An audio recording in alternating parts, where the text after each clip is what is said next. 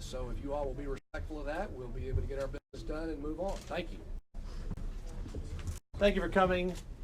Usually, the tradition has been that legislators and statewide officials wait until after session to announce their plans for the upcoming election, because when session ends, we're already in the beginning of the primary season, heading to the general election for the next time. However, there's been so much speculation in the newspapers, even to the front page on the blog, that I'm either joining the Trump administration, I'm interested in the U.S. Senate seat, or I'm running against Greg Abbott for governor. I will use the word speculation. All of that has been nothing more than someone's pipe dream, some speculation based on no facts. In fact, just the opposite of what I've been saying for the last year.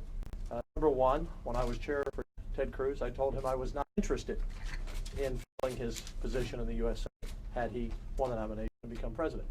I told Donald Trump I was not interested, from the first time I met him, of serving the administration. My objective to help both of them was to help them become president of the United States. And I have shared with you time and time again that I'm not running against my friend, my ally, my conservative partner, Greg Abbott. So I'm having this press conference today to say three things, and then I will also give you the additional reason why. Number one, today I'm announcing that I'm running for lieutenant governor in 2018. Number two, in another 7 to 10 days, we'll report that we have over $13.6 million on hand. We've raised close to $5 million just since the last report. We have more money on hand in the bank, and we have raised more money, to my knowledge, than any lieutenant governor in the history of Texas. I think that shows you that we have strong support from the grassroots voters to the business community for our attempt to run for a second term. And three, I'm endorsing Greg Abbott for governor in 2018. Now, he hasn't made an announcement, but when he does, I want to be first to endorse him. Greg Abbott and I came off of a session in 2015, which I'm proud to say, working with him, was the most conservative, efficient, and successful pro-business session in the history of Texas. We are a great team. We work well together. We agree 96, 97% of the time, and I can't even name the 3% we don't, but no one's 100%. So I want these stories to end, and that's the reason for the press conference today. We have an important session coming up. We just received the budget revenue estimate. The numbers are below last year's budget. We have a number of issues to take up. I don't want any distraction. I don't want the media writing stories of, well, Dan took this position, or the Senate took that position, or the governor said this, and what does that all mean politically? It means nothing. We're going to do our job. Greg Abbott, I believe, will win in 2018 and be our next governor. We are very optimistic that we will win in 2018, and we will continue to lead Texas be the strongest conservative, Republican-led state in the country. With that, any questions on this topic only?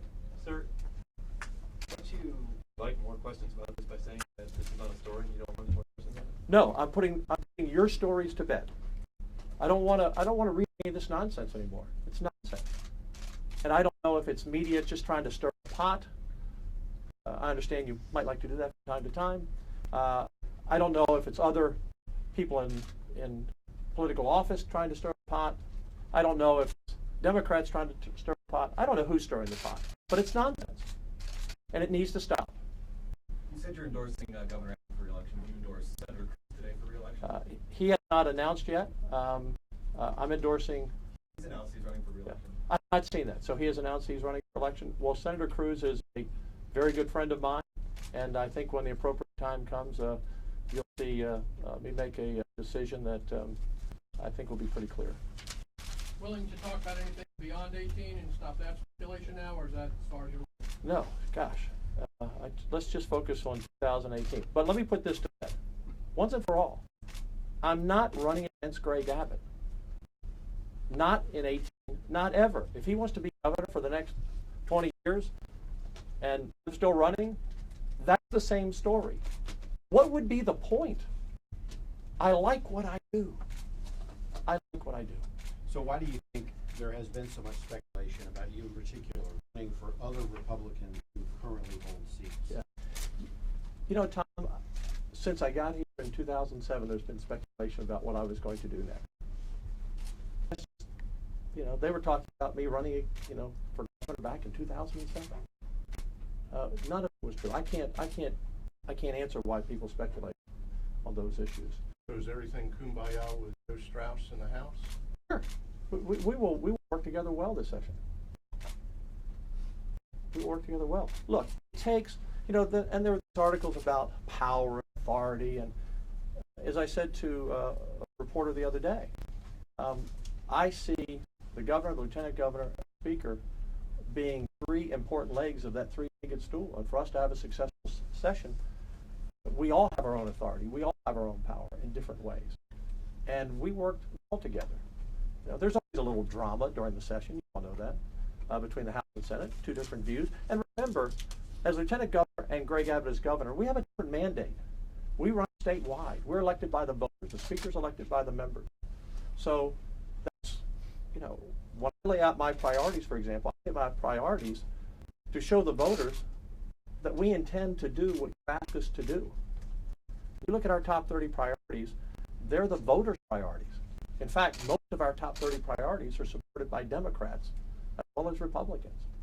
Reducing property taxes, school choice, a balanced budget, all of those issues. So, you know, when you run for office, you need to say what you're going to do what you said you were going to do, because that's what you're supposed to do.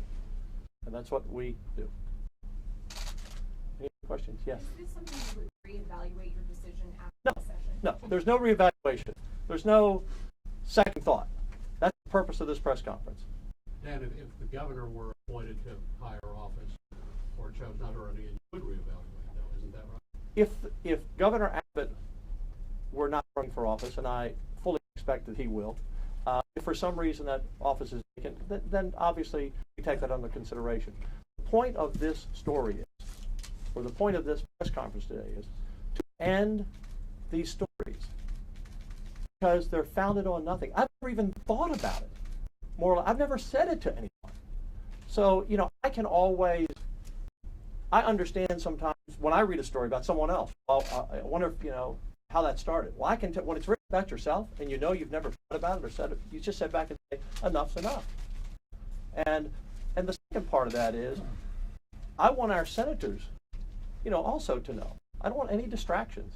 You know, I plan to run in 2018. I am running in 2018, and we're going to have the largest war chest ever when that race commences next summer for lieutenant governor. Just to be, the point here today is you're not running against Greg Abbott. Not that you're definitely running for lieutenant governor, but you're not running against Greg Abbott. Yeah, I'm not running against Greg Abbott in 2018 or ever. Again, we work well together. We make a great team. I actually think one of the problems with a lot of people who run for office is as soon as they run for one office, they're thinking about the other. When I ran for the Senate, I wasn't thinking about anything else. In fact, I'll tell you something. Some of you may not know this. I've said it in speeches, so it's not I'm telling you a secret. You know, I went to another senator and asked them to run for lieutenant governor in 2013. It was not on my agenda. I thought we needed new leadership. I went to another senator. That senator declined. Said, Dan, I think you should run. And I decided to run. It wasn't on my bucket list. I love being chair of education. I love being in the Senate. I love the Senate. I like being lieutenant governor. Do you expect to draw a challenger at all, primary challenger? I don't know. You don't know. We're going to have the most conservative record in the history of anyone who is running for re-election. I think the fact that the amount of money we've been able to raise and the support we've been able to raise and the approval rate we have would indicate the vast majority of Republicans think we're doing a good job. And so this session, Jason, it's my intent to continue to do that. Do you see any Democrat who would have any chance of beating Greg Abbott in 2018? You know, I'll let the governor speculate on that, but I think this is a Republican state and will stay a Republican state for a long time. We're doing the right things. Remember, folks, Greg Abbott and myself received nearly 50% of the Hispanic vote in the last election. Nearly 50%. That's the highest of any Republican, to my knowledge, in the history of the country. 50% Hispanic vote. We identify with pro-family issues, pro-life issues, school choice, all of those issues that are important to Hispanic voters, Anglos and African American voters. So, I think that we are on solid ground that this state will continue a Republican state. And with Greg Abbott at the top of the ticket, and me there with him, I think our chances in 2018 are very good. But you have to work hard. That's why I'm raising this money. Nothing for Greg. You hot radio, sir? Last question. Go. Did you discuss this with Governor Abbott before having this news conference? I did not. I did tell him, I did tell the governor, and he knows, because we talked about this before, that these stories are nonsense. And I did say I would continue to address it. But after I saw the story, I wasn't going to do this press conference originally, but after I saw the stories on the front page of some newspapers last week and continuing to spin around again, I said, this has to stop. This has to stop. So put it in cement, okay? Put it in cement. I'm not in 2018 and never running against Greg Abbott for governor. He's a great governor. We make a great team. We're conservative partners. And we're going to have, despite a tight budget, we're going to have another great conservative session. Thank you very much. Lieutenant Governor against you, I read that. There's no paper. That's fine. Yeah. At this time. All right. Hey, thank you all for coming. I appreciate it.